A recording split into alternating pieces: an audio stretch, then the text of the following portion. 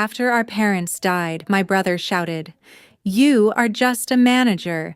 I am the eldest son, so this $31 million vineyard is mine."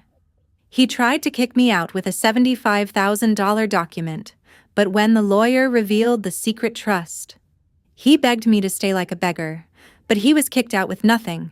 I'm glad to have you here. Follow my story until the end and comment the city you're watching from so I can see how far my story has reached. My name is Elena Whitmore. I'm 35 years old, and until a few months ago, I thought the hardest thing I would ever face was keeping our vineyard running through another harvest season. I was wrong.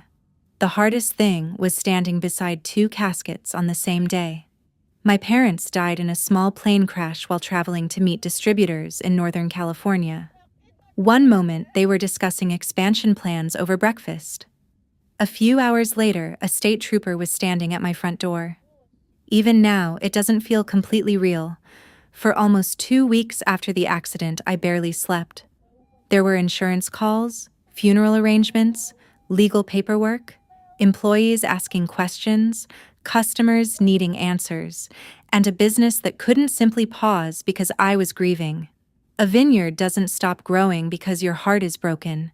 The grapes still need attention. Orders still need to ship. Payroll still needs to go out. Most mornings, I arrived before sunrise and left long after dark. The employees tried to help. Many of them had known me since I was in high school. One afternoon, our vineyard supervisor, Tom, handed me a cup of coffee and said quietly, "Your dad would be proud of how you're holding this place together." I smiled. Then I walked into my office and cried. Because the truth was, I wasn't holding anything together. I was surviving 1 hour at a time. My parents had built Whitmore Vineyards from almost nothing. My father handled distribution and growth. My mother managed relationships, contracts, finances, and community projects. When my mother's health started declining, I stepped in. Eventually, I was managing operations, employee schedules, vendor negotiations, shipping issues, and half the financial decisions. Because somebody had to do it. Meanwhile, my older brother Gavin was living a completely different life. For 18 years, he mostly existed through occasional phone calls and stories about new business ventures in different cities. Restaurants, real estate, consulting, tech startups. Every time he called, there was a new project. And somehow none of them lasted very long. Still, he was my brother. No matter how distant things became, I hoped we'd eventually find our way back to each other. Which is why, when I saw him walk into the funeral home, I actually felt relieved. For the first time since the accident, I didn't feel completely alone. He looked older and more tired than I remembered. When he hugged me, I broke down immediately. "I'm sorry, Ellie," he whispered. That was what he used to call me when we were kids. And for a moment, everything felt normal again. Not normal, just familiar. Like maybe we could get through this together. The funeral itself passed in a blur. Neighbors came, employees came, local business owners came. People shared stories about my parents that I had never heard before. Everywhere I looked, there were reminders of how many lives they had touched. After the service, people gathered outside in small groups. A few employees came over to check on me. Almost every conversation ended the same way. "If you need anything, Elena, we're here." Not the family, not Gavin. Me. At first, I didn't think much about that. I was too exhausted. But later that evening, I started noticing little things. Instead of talking about mom or dad, Gavin kept asking questions about the property. How many acres were producing, whether the equipment was owned outright, how many distribution contracts were active.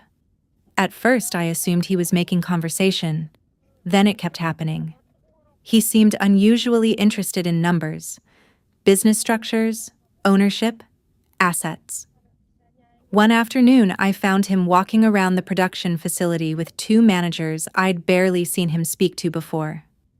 He was asking questions about inventory capacity and future growth. I remembered joking, "You planning to apply for a job?" He laughed, but something about the laugh felt off.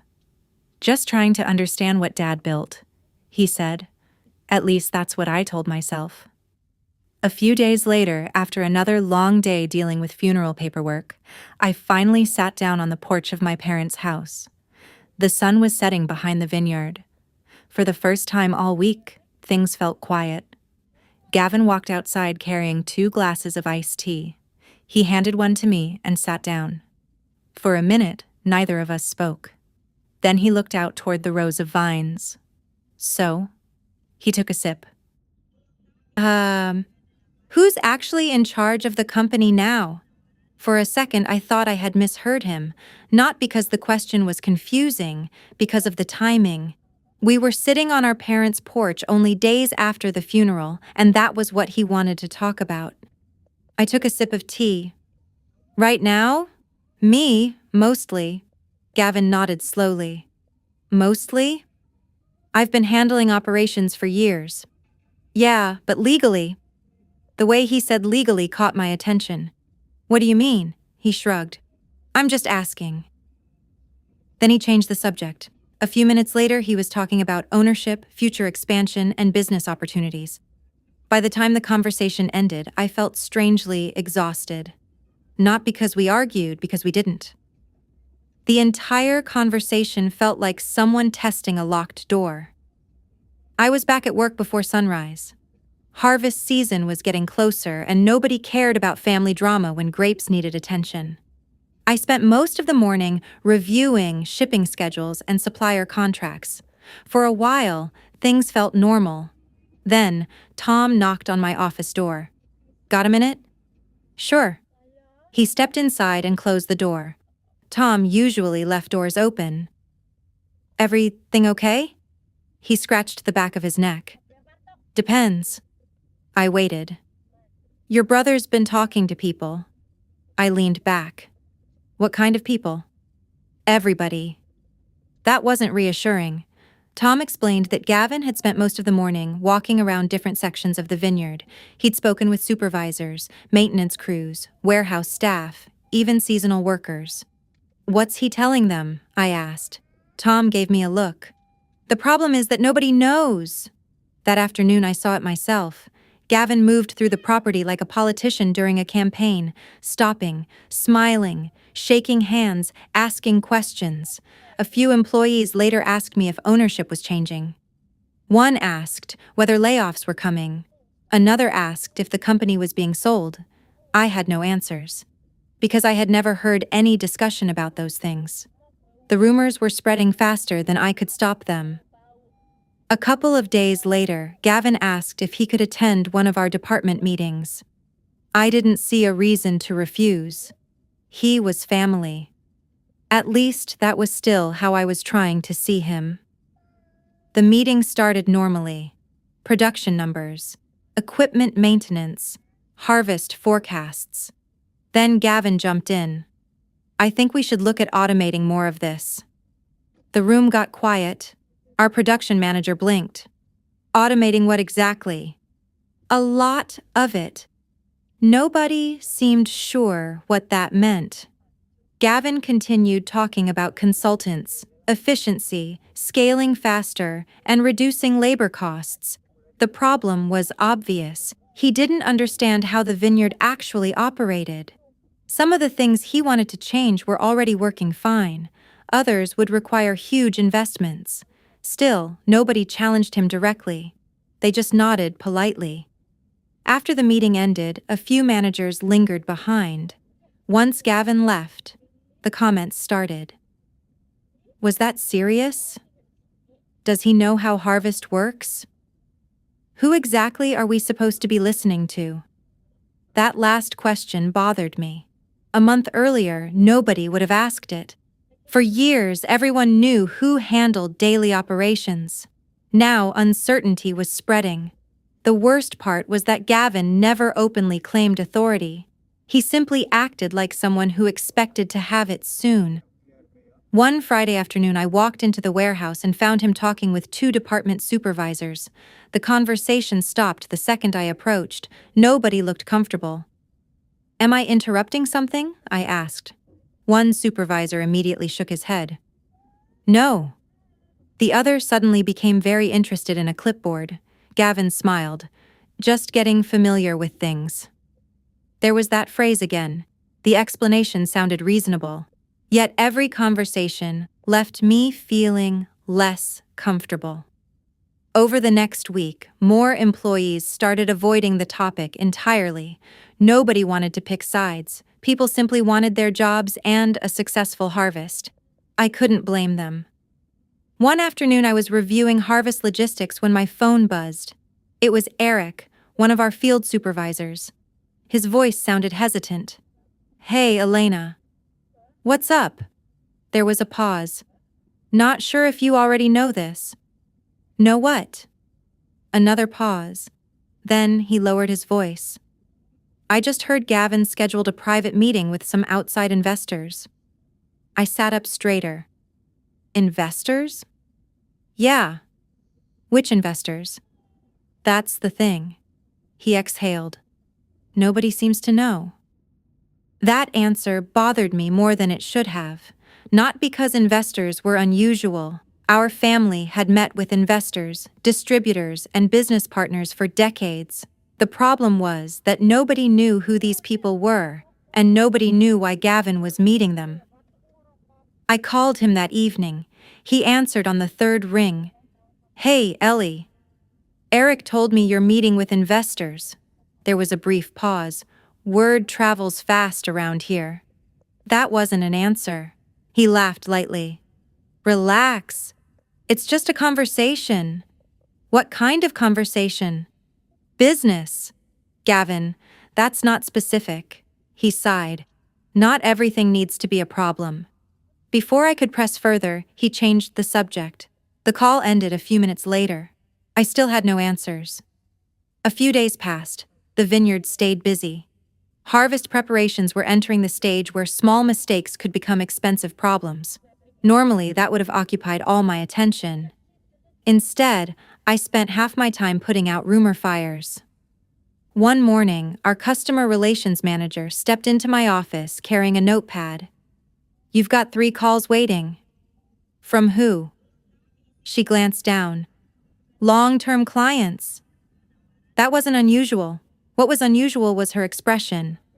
The first caller owned a wine shop that had carried our products for almost 15 years. He sounded hesitant.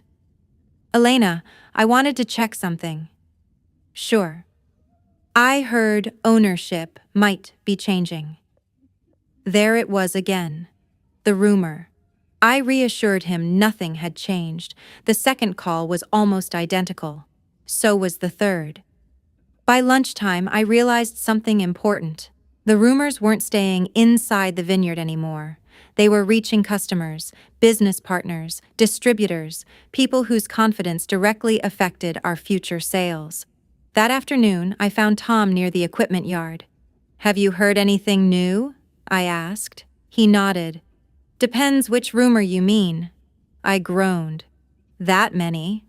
"More than I'd like." Apparently, some people believed Gavin was bringing in outside investors. Others believed he planned to expand aggressively. One rumor claimed we were preparing to sell part of the property. Another claimed we were restructuring management. None of it came from me, and nobody could explain where it started. A few days later, I attended a community fundraising event my parents had supported for years. Normally, those gatherings felt comfortable. Familiar faces, local families, business owners, people who had known my parents forever. This time felt different. Not hostile, just strange.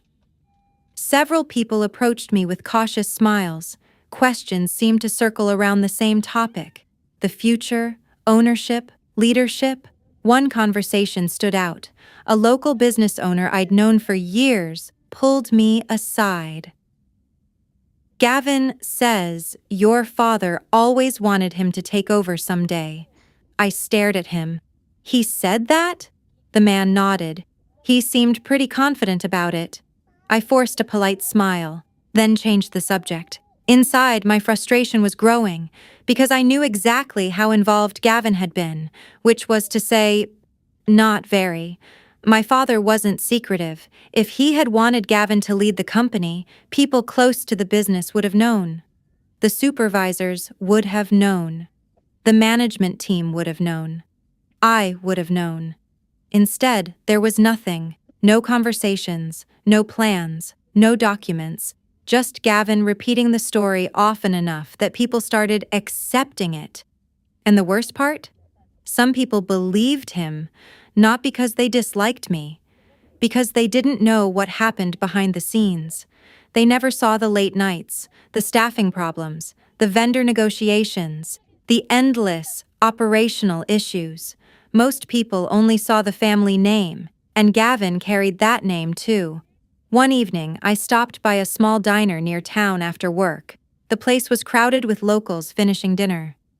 As I waited for my coffee, I overheard two people discussing the vineyard.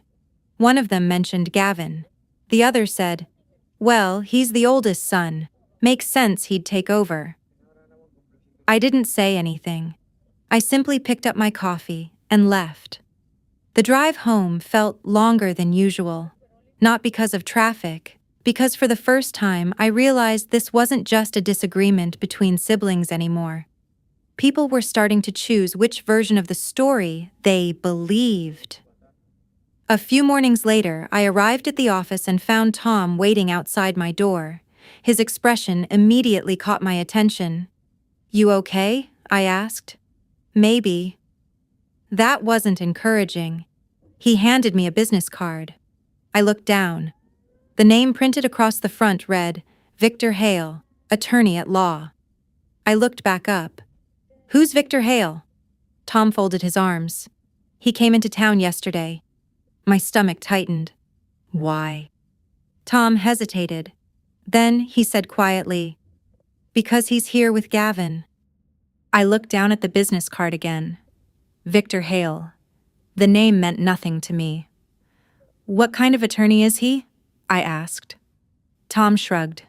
"Business law, I think."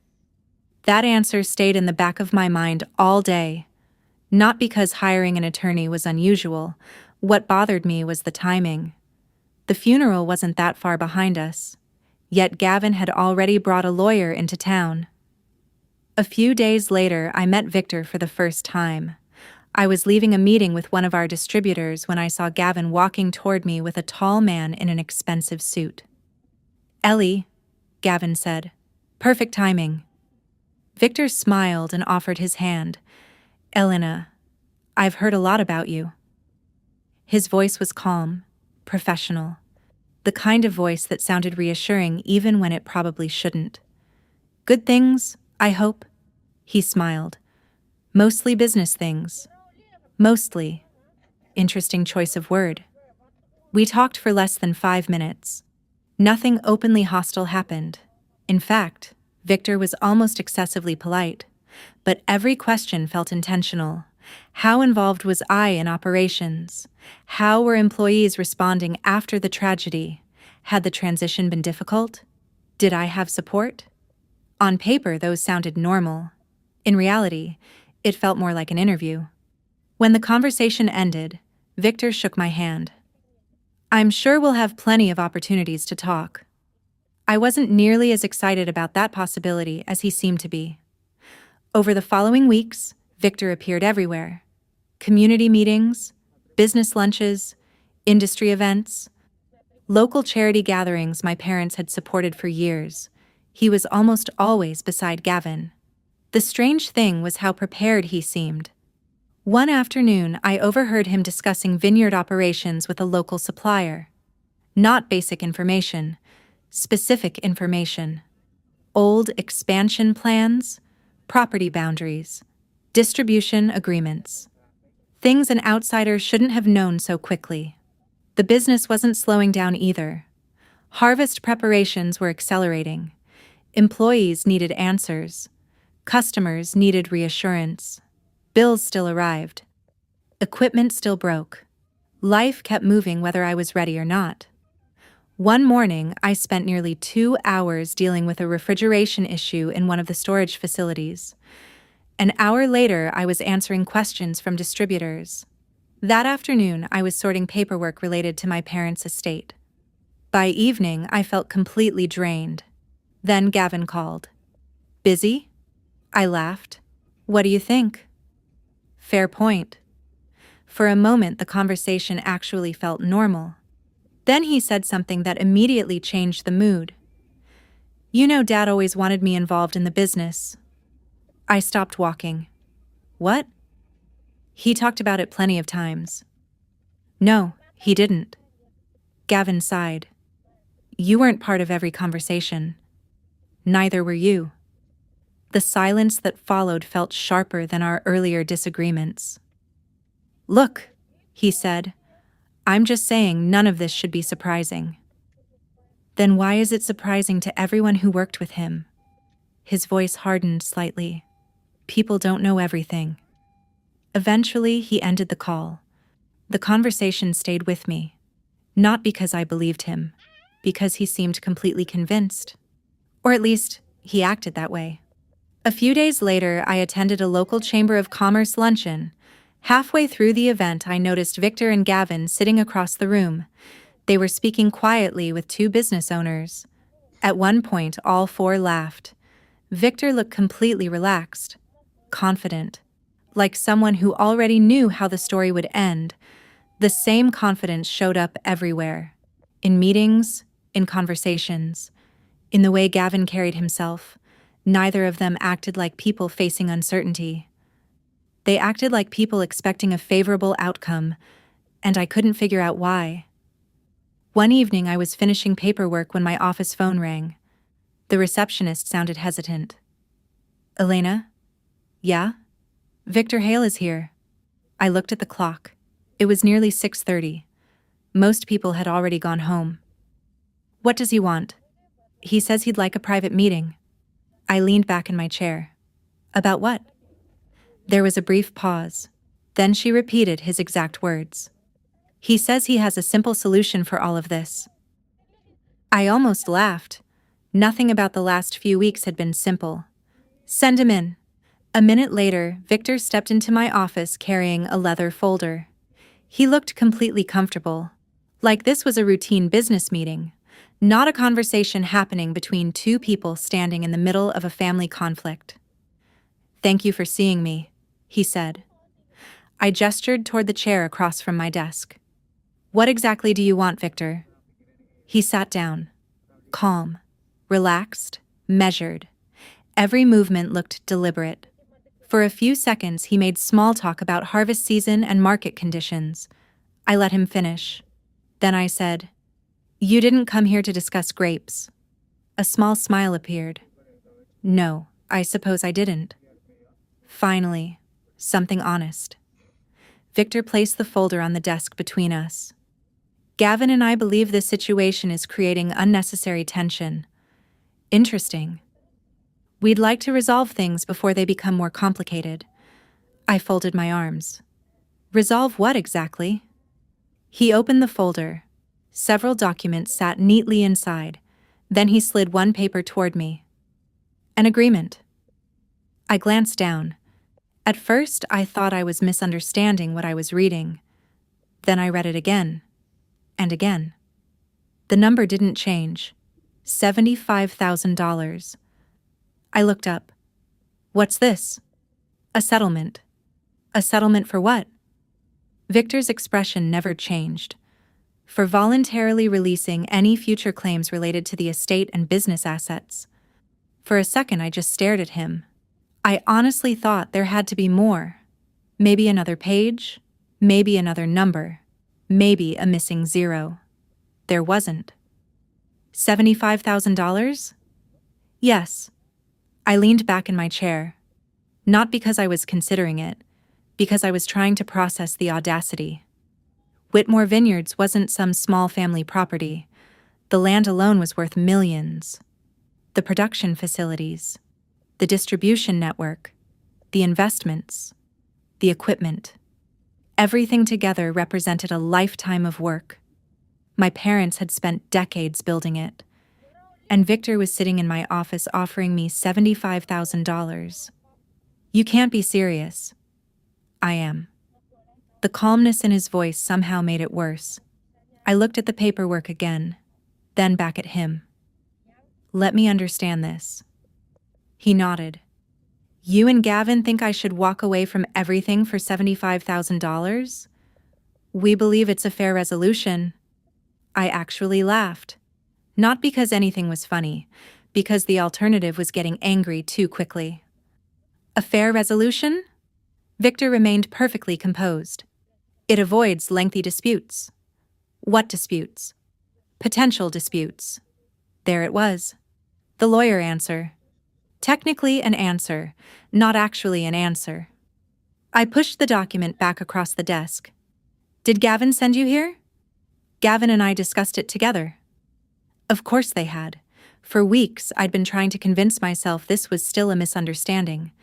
A family conflict fueled by grief. A temporary mess that would eventually settle down.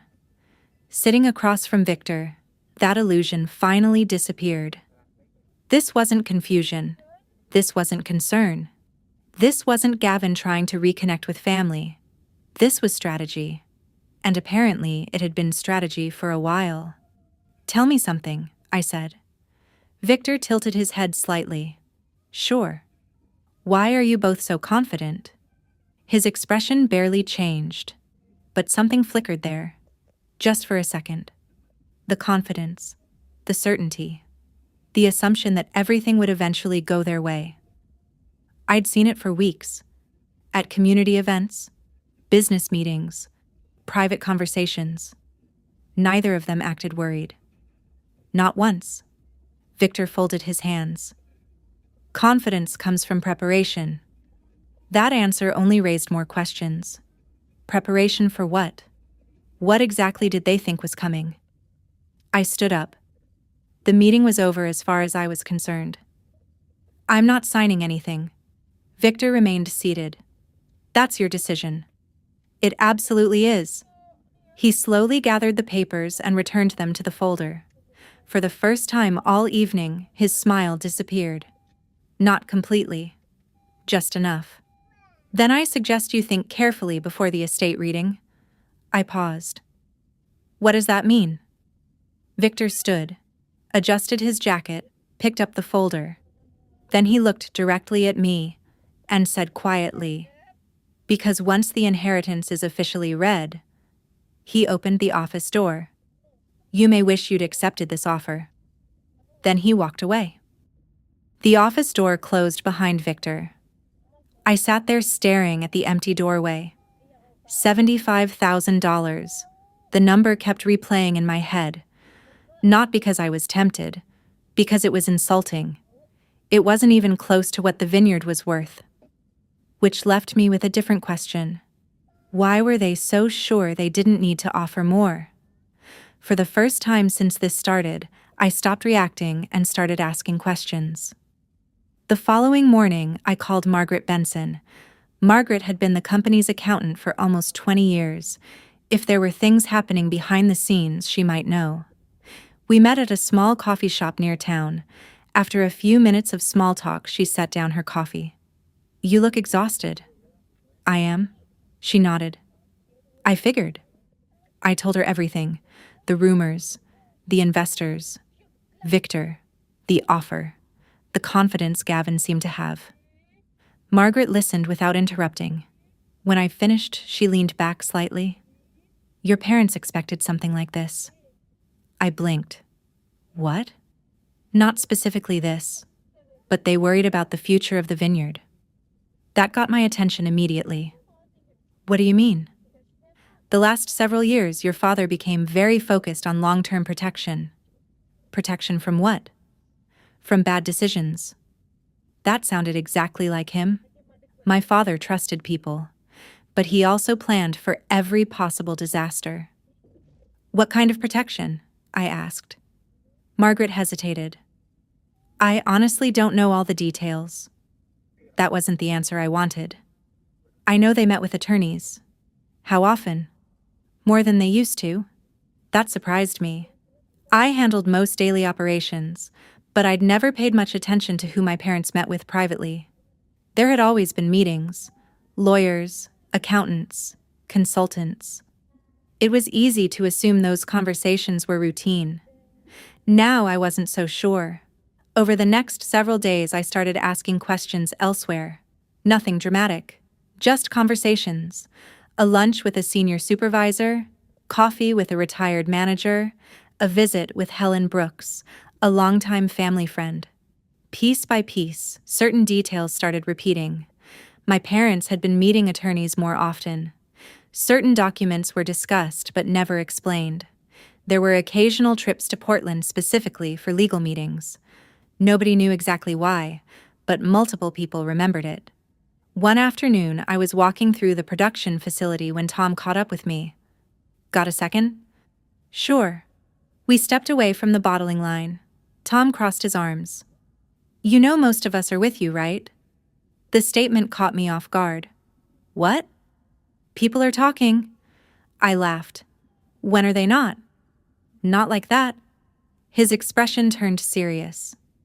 "The supervisors know who's been keeping this place running." For a moment, neither of us spoke. Then he added quietly, "Your dad trusted you." For weeks, I'd felt like everything was slipping out of my hands. That simple statement helped more than Tom probably realized. Not because it solved anything, because it reminded me people had seen the work. As harvest preparations continued, something else began changing. Managers started bringing concerns directly to me again. Supervisors asked for approvals the way they always had. The atmosphere wasn't fixed, but it felt steadier, like people were quietly choosing where they stood. A few evenings later, I met Margaret again, this time at her office. She had spent the afternoon sorting through old records. When I arrived, she was already waiting. She looked thoughtful. "There is one thing I remember," she said. I pulled out a chair. "What?" She folded her hands on the desk. "Your parents used to say the same thing every time future ownership came up." I felt my stomach tighten. "What did they say?" Margaret looked directly at me. "They always said they'd already prepared protection for the vineyard." She paused, then added, "And they never sounded worried when they said it." Margaret's words stayed with me longer than I expected. They'd already prepared protection for the vineyard. I wanted to believe that meant something. The problem was, I had no idea what. As the estate reading got closer, the pressure around town kept growing. Small towns have a way of turning uncertainty into entertainment. People fill in missing information with whatever version sounds most interesting, and Gavin was giving them plenty to work with. One morning, I stopped at a local diner before heading to work. The waitress had known my family for years. As she refilled my coffee, she lowered her voice. "Can I ask you something?" "Sure." "Is it true you're fighting Gavin over the inheritance?" I almost laughed. Not because it was funny, because that wasn't even what was happening. "I'm not fighting anyone." She looked unconvinced. "That's not what people are saying." By then, everyone seemed to have their own version of the story. Some believed Gavin had returned to save the business. Others believed I was trying to keep control for myself. A few somehow thought the vineyard was already being sold. The rumors kept getting stranger, and Gavin seemed more comfortable spreading them. I started noticing him everywhere: community events, fundraisers, business lunches, places he had ignored for nearly 20 years. Now suddenly he was shaking hands and talking about leadership and growth. One afternoon, I walked into a farm supply store and spotted him speaking with several local business owners. The conversation stopped when I entered. One man gave me an awkward nod. Another looked away. Gavin smiled. "Hey, Ellie." "Hey." Nobody said much after that. The silence told me enough. As I walked back to my truck, something finally clicked. Most people in town didn't actually know what my role had been. They knew my parents. They knew Gavin was the oldest son, but they hadn't seen the years of payroll, contracts, budgets, and operational problems. Most of what I did happened behind the scenes. The vineyard staff knew. The community mostly didn't. And Gavin was using that. A week before the estate meeting, I attended a charity dinner my parents had supported for years. Normally it felt comfortable. This time it didn't. People were polite, but conversations ended when I approached. Others felt unusually cautious.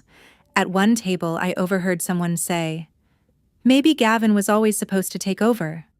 The comment wasn't meant for me, but I heard it anyway. I kept walking. What else could I do? Correct every rumor in town? That wasn't possible. The hardest part wasn't the gossip. It was watching people I'd known for years slowly pull away. Fortunately, not everyone did. The people inside the vineyard remained steady. Tom checked in regularly. Margaret kept helping. Several supervisors stopped by my office with routine updates. Harvest schedules, equipment issues, staffing questions, small things, normal things. Things that reminded me life was still moving forward. One afternoon, while reviewing production forecasts, Eric stopped by. "You okay?" I laughed. "Define okay." "Fair answer." He glanced toward the hallway. "Most of us aren't buying what Gavin's selling." That earned a genuine smile. "Thanks." He shrugged. "We work here. We know who's been running the place." Simple words. But they mattered. Outside the vineyard, I felt like I was losing control of the story. Inside it, reality still existed. As the estate reading approached, the atmosphere became tense. Nobody knew exactly what would happen. Even the attorneys weren't saying much. Questions were everywhere. But one thing kept bothering me. Gavin wasn't acting nervous. Neither was Victor. If anything, they seemed more confident than ever. The night before the estate meeting, I drove past a restaurant near the lake on my way home. I almost missed it. Then I spotted Gavin's car. And Victor's. Curiosity got the better of me. As I passed the front windows, I glanced inside. There they were, sitting with several people I didn't recognize, wine glasses raised, laughing, celebrating, not preparing, not worrying, celebrating. Victor lifted his glass. Gavin grinned and clinked it against his. The look they exchanged wasn't cautious. It was the look of two men who believed the outcome was already decided. The estate reading was less than 24 hours away, and somehow my brother already looked like he'd won. The estate meeting was scheduled for 10 o'clock. I arrived almost 30 minutes early. Not because I was eager, because there was no chance I was going to sit at home staring at the clock.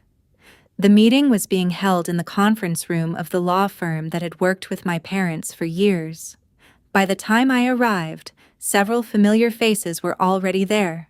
Margaret, a few business advisors, some longtime family friends, even a couple of people from the vineyard's board. Everyone was polite. Everyone was nervous. Nobody seemed completely sure what to expect. I found an empty seat near the far end of the table and tried to focus on my coffee. That lasted about 30 seconds. The door opened. Gavin walked in. Victor followed right behind him. They looked relaxed, almost cheerful. Gavin even smiled at a few people as he entered, like he was attending a business celebration instead of an estate meeting. Victor carried a leather folder tucked under one arm. The same confident expression I'd seen for weeks was still there. Neither of them looked concerned. If anything, they looked prepared to collect something. Gavin spotted me across the room. "Morning, Ellie." "Morning." That was the entire conversation. He took a seat near the front beside Victor. Neither of them spoke much after that. But they didn't need to. Their body language said plenty. Several minutes later, the family attorney entered. His name was Richard Lawson. He had known my parents longer than I had known some relatives. Richard wasn't the type to waste words. Once everyone was seated, he closed the conference room door and opened a folder. The room became completely quiet. For a few seconds, all I could hear was the hum of the air conditioner. Richard looked around the table. First, I'd like to express my condolences once again. Everyone nodded. Then he continued. We are here today to review the estate plans established by Charles and Margaret Whitmore. Gavin straightened slightly in his chair. Victor uncapped a pen.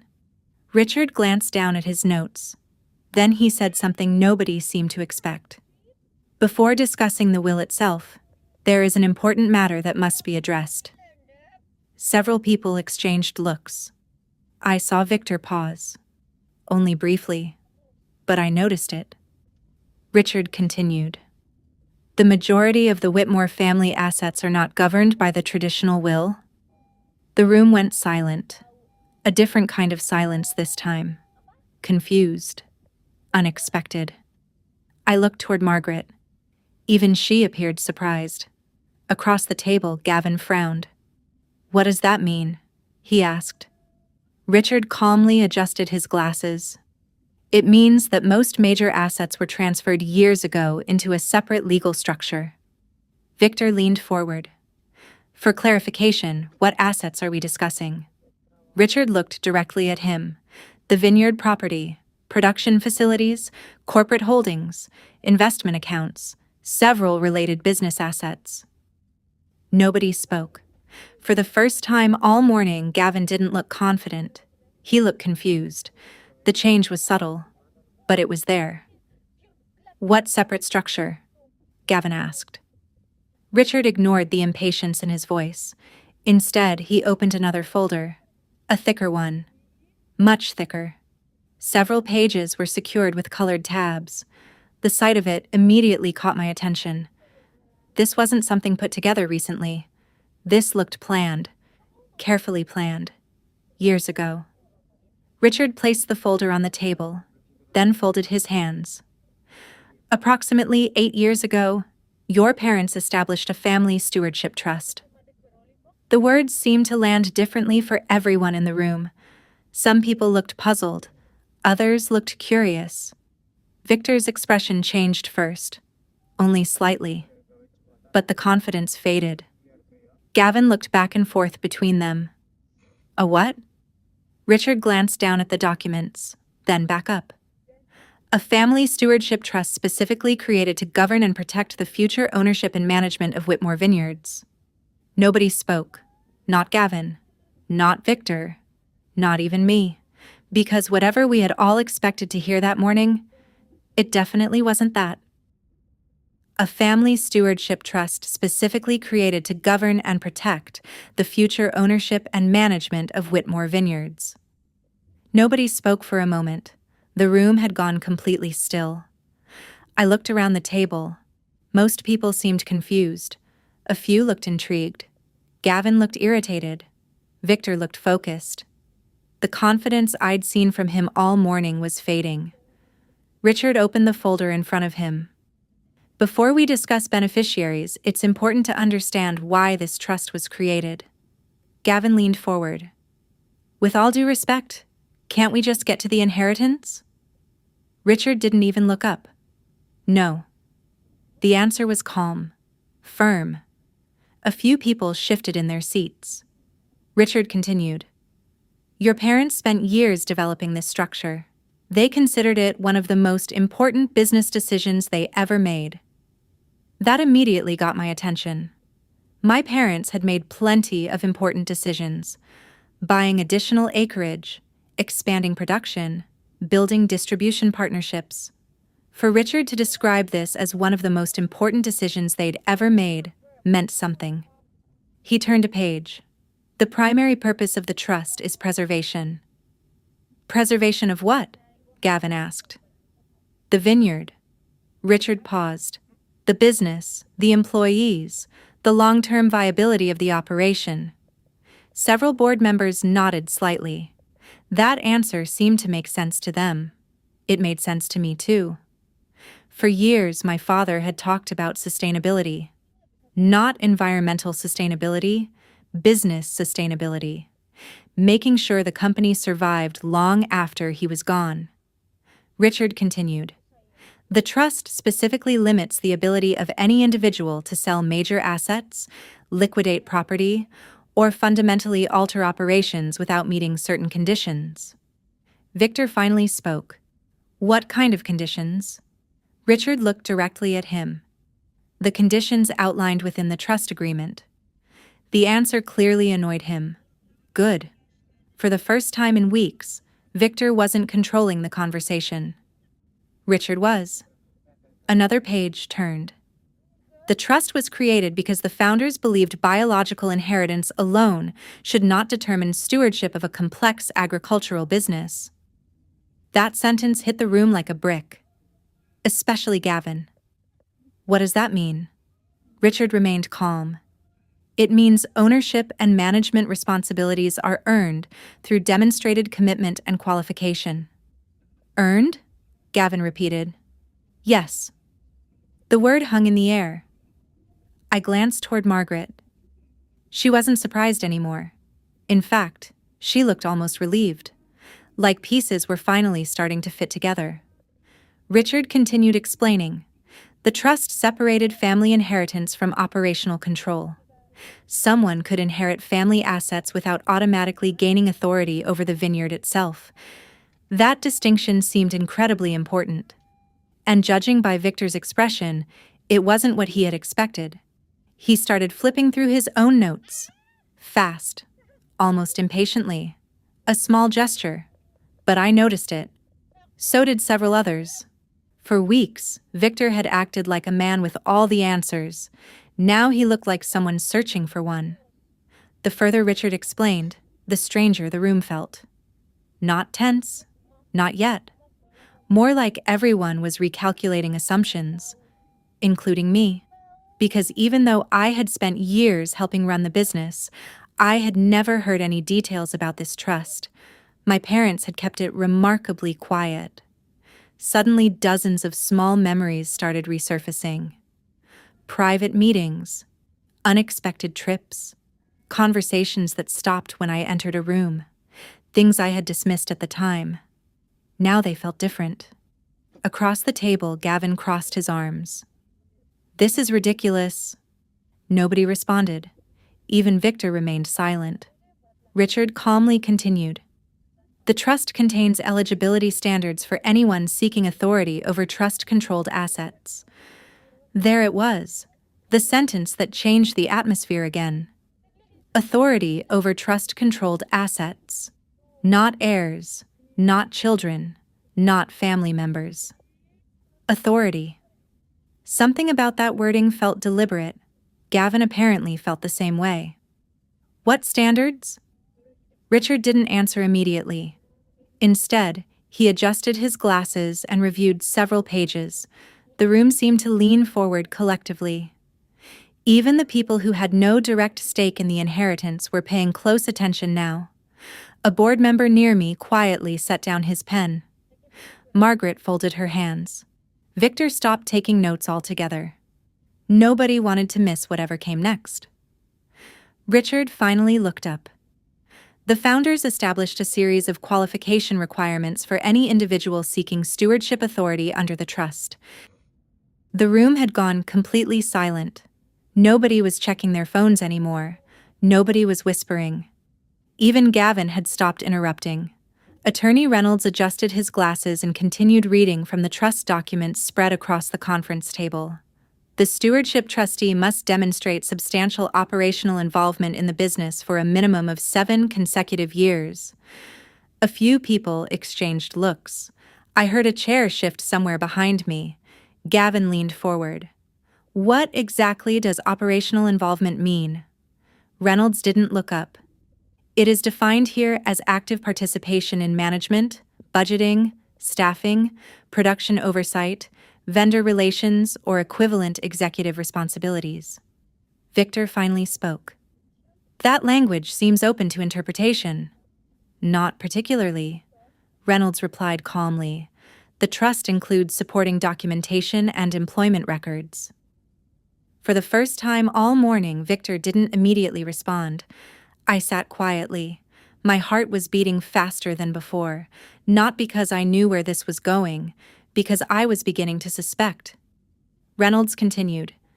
The designated steward must also maintain primary residence within reasonable proximity to the vineyard. Gavin frowned. How close? The trust defines reasonable proximity as allowing direct and consistent involvement in operations. A brief silence followed. Everybody in that room knew Gavin had spent most of the last 2 decades living in different cities. Some years he wasn't even in the same state. Victor opened a folder. The beneficiary status should still carry significant weight. It does, Reynolds said. Then he turned another page. But stewardship authority and beneficiary status are separate matters under this trust. That distinction seemed to hit several people at once, including Gavin. His confident posture started changing, not dramatically, just small things. Crossed arms, tighter jaw, less eye contact. Reynolds kept reading. The designated steward must demonstrate responsible financial history and the ability to preserve long-term business stability. Victor immediately looked toward Gavin. A subtle movement, but I noticed it. Everyone did. For months, Gavin had been talking about leadership, vision, expansion, growth. Now nobody was talking about ideas anymore. Now the conversation was about records, history, evidence, things that could actually be verified. A few pages later, another requirement appeared. The designated steward must maintain meaningful participation in community initiatives associated with the Vineyard and Family Foundation. That one almost made me laugh, not because it was funny, because it sounded exactly like my mother.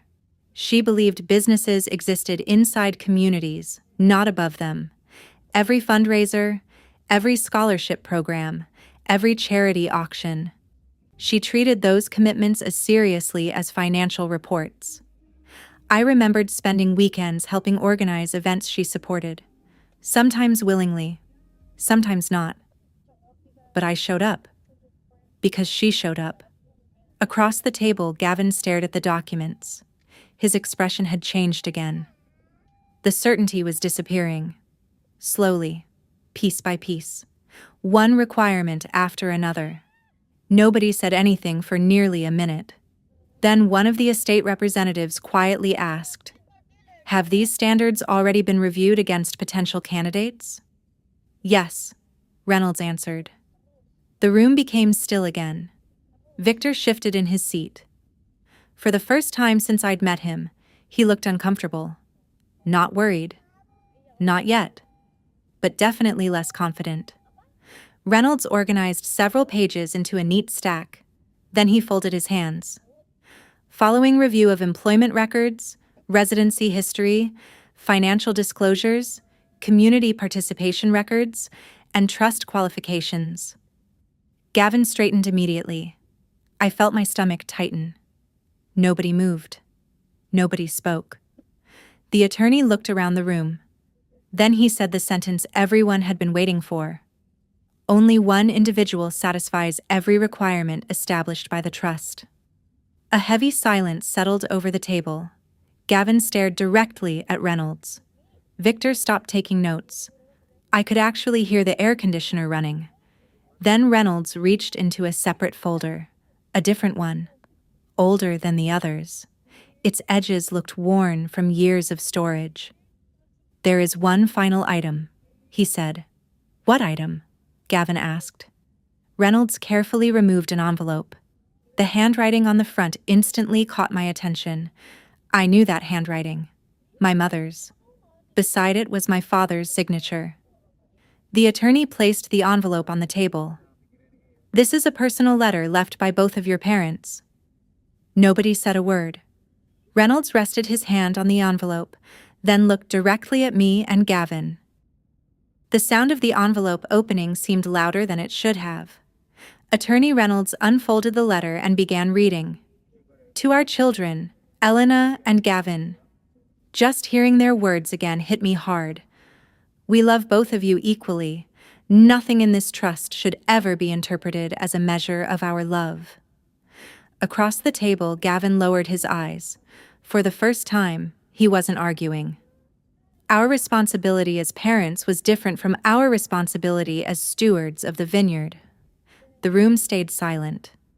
The vineyard supports families, employees, customers, and a community that depends upon its stability. The person entrusted with its care must be selected based on commitment and proven stewardship, not birth order. Suddenly, everything made sense. The attorneys, the planning, the secrecy. My parents hadn't been choosing favorites. They had been protecting the vineyard. Reynolds continued. Elena has already demonstrated the qualities required to preserve what generations before us created. My throat tightened. For years, most of my work happened quietly. Early mornings, late nights, problems nobody noticed because they got solved before they became disasters. My parents had seen it. Then came a section for Gavin. Gavin, we hope you understand this decision is not punishment. We never stopped loving you, but leadership cannot be assigned through hope alone. Nobody looked at him. Nobody needed to. The letter continued. If Elena ever chooses to step away from stewardship, authority shall transfer to the preservation foundation established for the vineyard's protection. Victor visibly stiffened. Even now, my parents had another safeguard in place. Their final paragraph was simple. Our greatest wish is not that either of you win. It is that the vineyard survives, the employees prosper, and the community continues to benefit long after we are gone. When Reynolds finished, the room remained quiet. Eventually, Gavin stood. No shouting, no scene, just silence. A few minutes later, he walked out. Victor followed. The fight was over. Over the following weeks, the rumors faded. Several people who had believed Gavin's version of events reached out. Some apologized. Others simply started treating me differently. The people who worked at the vineyard never seemed surprised. Tom stopped by one afternoon and dropped a report on my desk. You know, he said, your parents would be proud. I smiled, probably while still finding something to complain about. Tom laughed. Sounds about right. A few months later, Gavin showed up one last time. No attorney, no investors, just him. We stood near the parking lot looking out across the vineyard. I guess Mom and Dad planned further ahead than I thought, he said. Yeah. He nodded slowly. I didn't understand any of it. Neither of us had much else to say. Finally, he looked at me. Take care of the place, Ellie. I will. A few days later, he left town. As far as I know, he never came back. One evening near sunset, I stood alone between the rows of vines, the same land my parents had spent decades building, the same vineyard I'd spent years helping run. And standing there, I finally understood what they had really left behind. Not money, not buildings, not even the company itself. They left responsibility, trust, the belief that someone would protect what mattered when they no longer could. And somehow, through all the conflict, that trust survived. Sometimes the people doing the most important work aren't the loudest people in the room. They're the ones quietly showing up year after year, long before anyone notices. If this story meant something to you, share it with someone who might relate. I'd love to hear your thoughts in the comments, and don't forget to subscribe for more family drama stories. Thank you for spending this time with me. Take care, and I'll see you in the next story.